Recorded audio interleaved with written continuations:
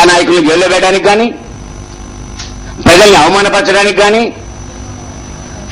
ప్రజల బలిదానాలను కోరడానికి కానీ.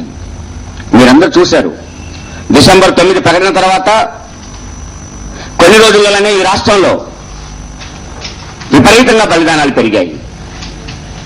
సమస్యను పరిష్కరించకుండా మరింత సాగరిస్తూ కూడా వారి ఆత్మవిశ్వాసాన్ని మరింత దెబ్బతీస్తా ఉంది, రాష్ట్ర ప్రజల ఆత్మవిశ్వాసాన్ని. ఈ బలిదానాలకు కారణం అది కేంద్ర ప్రభుత్వమే. ఈ బలిదానాలకు కారణం లీడ్ చేస్తున్న కాంగ్రెస్ పార్టీ. కాంగ్రెస్ పార్టీ యొక్క హత్యలు ఈ బలిదానాలు తప్ప మరొకటి కాదు.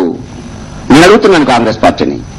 పార్లమెంట్లో చిదంబరం గారు మాట చెప్పాడు, కాంగ్రెస్ పార్టీలో తన వైఖరి చెప్పాల్సి ఉంటుంది అని. కాంగ్రెస్ పార్టీ తన వైఖరి చెప్పకుండా 3 అఖిలపక్ష సమావేశాలు ఎందుకు జరిపిందని నేను అడుగుతా ఉన్నాను. 2వ అఖిలపక్ష సమావేశం తర్వాత కూడా, మొదటి అఖిలపక్ష సమావేశం తర్వాత కూడా నువ్వు కమిటీలు వేసుకున్నావు, శ్రీకృష్ణ కమిటీని తీసుకొచ్చుకున్నావు, రిపోర్టు తెప్పించుకున్నావు. అప్పుడు కూడా నీ వైఖరి చెప్పలేదు. అన్ని పార్టీలు ప్రజలందరూ అడిగారు, ముందు నీ వైఖరి చెప్పు, కాంగ్రెస్ పార్టీ వైఖరి అని. నేను 3వ అఖిలపక్ష సమావేశంలో కూడా ఒక్కరే మాట్లాడారు కాబట్టి కాంగ్రెస్ పార్టీ వైఖరి చెప్పినట్టే అని ఒక భాగం తీసుకొచ్చారు. కానీ ఈరోజు ఏం చెప్పారు ఆజాద్? బయటకు వచ్చి ఇది మా పార్టీ వైఖరి, కాంగ్రెస్ పార్టీ వైఖరి, ప్రభుత్వం వేరు కాంగ్రెస్ పార్టీ వేరు. ఇదే కదా వైఎస్ఆర్ కాంగ్రెస్ పార్టీ మొదటి నుంచి చెప్తూ వచ్చింది. ప్రభుత్వం వేరు కాంగ్రెస్ పార్టీ వేరు, కాంగ్రెస్ పార్టీ ఖచ్చితంగా తమ వైఖరి చెప్పాలి, వైఖరి చెప్పిన తర్వాతనే మిగతా వాళ్ళ అభిప్రాయాలు అడగాలని చెప్పి వైఎస్ఆర్ కాంగ్రెస్ పార్టీ మొదటి నుంచి చెప్తా ఉంది కదా.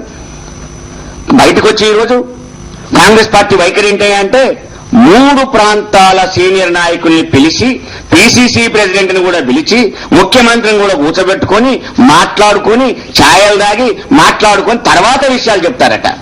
ఇదెక్కడి విషయం అండి? ఎంత ఆటగా కనపడుతోంది ఆంధ్ర రాష్ట్రం అంటే, ఆంధ్రప్రదేశ్ అంటే ఎంత ఆటగా కనపడతా ఉంది. తెలుగు వాడంటే మీకు ఎంత హీనంగా కనపడతా ఉన్నాడు. ఇదే పని ముందెందుకు చేయలేదంటున్నా నేను.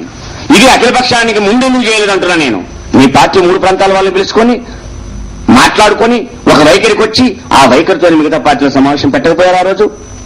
ఈ రోజు ఇన్ని రోజుల తర్వాత తిరిగి మళ్ళా ఒక సమస్య పరిష్కారం వచ్చే దశలో మళ్ళా 3 ప్రాంతాల వాళ్ళని పిలిచి కాంగ్రెస్ పార్టీ కూర్చొని కాంగ్రెస్ పార్టీ వైఖరి చెప్పి మళ్ళా అన్ని పార్టీలను వైఖరులు తీసుకొని అప్పుడు రంగం మీద తీసుకొచ్చేసి ఇదంతా సాగదీత కాక ఏమంటున్నా 60 సంవత్సరాల కాలం ఏ విధంగా జరిగిందో ఇప్పుడు అదే విధంగా జరుగుతూ ఉన్నది తప్ప మరొకటి కాదు.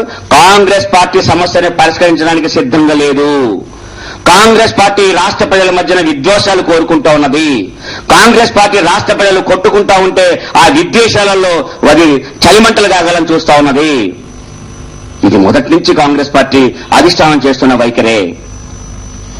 కానీ ఒక ఉద్యమాన్ని ఉధృతమవుతున్నప్పుడు, సెంటిమెంట్లు పెరుగుతూ ఉన్నప్పుడు దాన్ని జాగ్రత్తగా పరిష్కరించాల్సింది పోయి తెలంగాణ ప్రాంతం వల్ల కాంగ్రెస్ పార్టీ మీరు ఆందోళన చేయండి, ఇది ఢిల్లీ కాంగ్రెస్ చెప్తుంది. సీమాంధ్ర ప్రాంతం కాంగ్రెస్ వల్ల మీరు ఆందోళన చేయండి, ఇది మళ్ళీ ఢిల్లీ కాంగ్రెస్ చెప్తా ఉంటది, ఇది అధిష్టానంగా చెప్తా ఉంటది. వీళ్ళిద్దరు కలిసి పరిష్కరించాల్సింది ఎవరు? మళ్ళీ ఢిల్లీలో కాంగ్రెస్ పరిష్కరించాలి. అదెవరు? సోనియా గాంధీ గారు. ఆమె ఎవరు? మా అధ్యక్షురాలు.